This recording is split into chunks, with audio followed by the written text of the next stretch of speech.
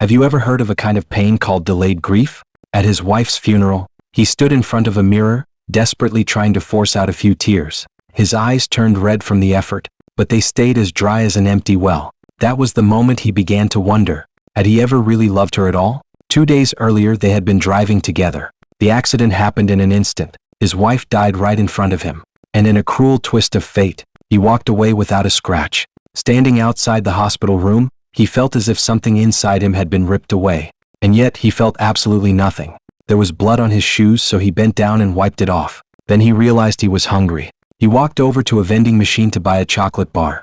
The chocolate got stuck. He reported it to the doctor on duty, but the doctor told him the machine wasn't the hospital's responsibility. So he went back and wrote down the contact information for the vending machine company. At the funeral, soft music filled the room. Friends and family were crying. But to Davis, it all felt exaggerated, almost performative. Inside, there was no emotion at all. He wanted to feel what everyone else seemed to be feeling. He wanted to experience the pain of losing the person he loved most. But his emotions were locked away, and no matter how hard he tried, he couldn't reach them. The mournful music didn't sound moving to him. It sounded like noise. Trying to fit in, he stepped in front of the mirror once again and forced himself to cry. He tried so hard that even a little boy laughed at him. That laugh hit him like a splash of cold water. And suddenly, a terrifying thought crossed his mind. Maybe he hadn't loved her as much as he believed. Maybe this funeral was nothing more than an absurd performance. In the middle of all that confusion, his thoughts drifted back to the broken vending machine at the hospital. So he decided to write a complaint letter. At a time when he was supposed to be grieving, the decision felt completely ridiculous. But something strange happened. The complaint letter became pages and pages long, and most of it had nothing to do with the machine. Instead of describing the malfunction, he found himself writing about his entire relationship with his wife. How they met, how they fell in love, and how they got married. The memories flowed onto the page like water. The next day he went back to work as if nothing had happened. He casually asked his assistant to mail the letter. His coworkers stared at him in disbelief. Shouldn't he be at home resting? Instead, he worked harder than ever. His secretary gently suggested that he take some time off. He looked up, genuinely confused.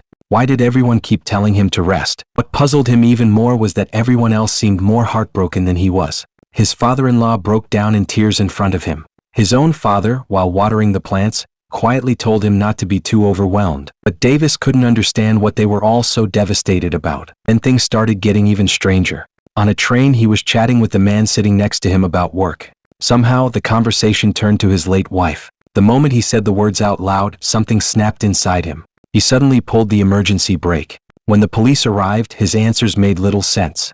The officer was frustrated until a detective leaned over and whispered, "He just lost his wife." At that moment, everything clicked.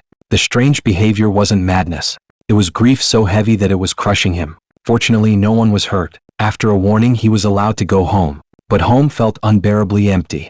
On the table sat a decorative shell his wife had loved. He used to think it was beautiful.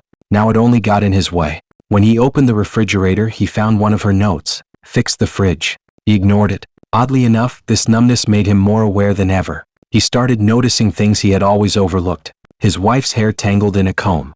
2 squirrels playing in the yard. Even a fallen tree by the roadside seemed to draw him in. For the first time, he felt almost superhuman, as if he could do anything. He decided to fix the refrigerator to prove it. The problem had only been a small leak. But after fumbling with it, he ended up knocking it over and tearing it completely apart. And as he stared at the pile of broken pieces, he felt something unexpected. Relief. As if a rope that had been tightening around him for years had suddenly been cut. He felt lighter than he had in a long time. Soon he became addicted to taking things apart. He dismantled computers at the office. He tore apart the squeaky bathroom door. Even his wife's favorite coffee machine wasn't spared. But it still wasn't enough. The next day he drove his luxury car to a demolition site. He told the foreman, "If you let me work here, I'll pay you $50. He didn't want money. He only wanted the satisfaction. The foreman watched him struggle with a small hammer, then handed him a sledgehammer. That hammer felt like magic. With every swing, he released something buried deep inside. It was only when he was destroying things that he truly felt alive. At one point, a nail pierced his foot. He didn't feel a thing. But when the nail was pulled out, he gasped and shouted, not in pain but in exhilaration. "This feels amazing."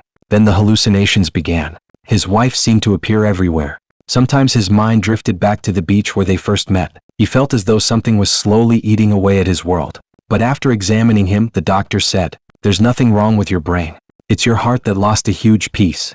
The visions were simply his body carrying what his mind could not. He wasn't sick. He was exhausted. One day he heard a neighborhood boy playing the drums. The rhythm seemed to awaken something inside him. Without thinking, he began to move. For the first time in a long while, he felt alive again. He fell in love with dancing to rock music. In subway stations, on crowded streets, in the middle of the road, at construction sites, and on the steps outside his office. He danced everywhere. He didn't care how people looked at him. It was as if his movements had conquered the world. Whenever friends asked if he was okay, he always gave the same answer: "I'm fine." But the feeling didn't last. Eventually, even music stopped reaching him. So he returned to the one thing that still gave him relief: destruction. This time, his target was the house he had shared with his wife. He climbed into a bulldozer and drove straight into it. With one deafening crash, a massive hole tore through the wall. As he looked at the wreckage, he felt an overwhelming sense of satisfaction. In the bedroom, he smashed his wife's vanity. Each blow released something he had been holding back. Then, in the chaos, a stack of papers fell to the floor. He picked them up. It was a pregnancy report. His wife had once had an abortion. He stood there in shock. She had never told him. On the way to his in-laws' house, the sun was blinding. He lowered the visor, and another note from his wife fell into his lap. But his mind was consumed by what he had just discovered. He didn't even read it. When he arrived, a memorial gathering was underway. Unable to contain himself, he asked about the abortion in front of everyone. As he was leaving, his mother-in-law ran after him and told him what she claimed was the truth. He listened quietly, showing little emotion. What he didn't know was that she was lying to comfort him. She placed the blame for an affair on her own daughter, believing it might ease his pain. That lie became a double-edged sword. It protected him, but it also created a barrier between him and the truth. No matter what, he eventually went to his wife's grave to say goodbye. In the distance stood a man holding flowers. Davis immediately assumed he was his wife's lover. He approached him and said in a calm, almost icy voice, "I know everything. I just hope you truly loved her." The man looked confused. Then, with a trembling voice, he said, "I was the driver of the other car. On the day of the accident, I looked down at my phone for just 1 second."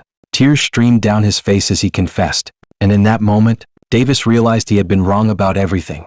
The suspicion inside him receded like the tide. The tragedy could not be undone. But for one brief moment, two broken hearts found a measure of comfort. Back in his car, the note he had carelessly tossed aside caught his eye again. He bent down and picked it up. In his wife's neat handwriting, it read, "On cloudy days you can't see me, but when the sun comes out you'll remember me." Something deep inside him shifted. All the details he had ignored began to return.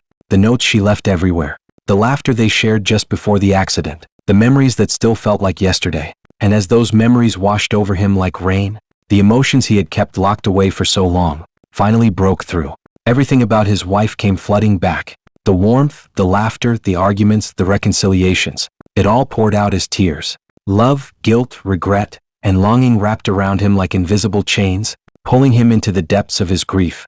If love moves like a quiet stream, then grief often arrives the same way, slowly, but with tremendous force. When someone you love dies, you may not feel anything at first. The moments that truly break you come later, when the smallest details catch you off guard and tear your heart apart. That kind of pain cannot be explained, and sometimes it seems there is nowhere to put it. Only then do we understand. The pain you cannot release is the deepest pain of all, and a life you cannot change can feel completely shattered. Davis's story reveals what delayed grief really looks like. Grief rarely arrives at the exact moment of loss. Instead, it hides beneath a layer of numbness and settles quietly over time. The coldness after the accident, the tears that would not come at the funeral, the emptiness he tried to fill with destruction and reckless joy. None of it meant he didn't care. It was his heart instinctively protecting itself after being wounded beyond measure. It was his way of locking the pain away because he wasn't ready to face it, until the forgotten details, the handwritten note, and the painful misunderstandings finally shattered every defense. And when the grief came, it arrived like a flood, carrying love, regret, and longing with it, until it completely overwhelmed him. That is what delayed grief really is. It is not the absence of love. It is love so deep that you cannot bear to touch it. It is sorrow so heavy that only time can teach you how to hold it.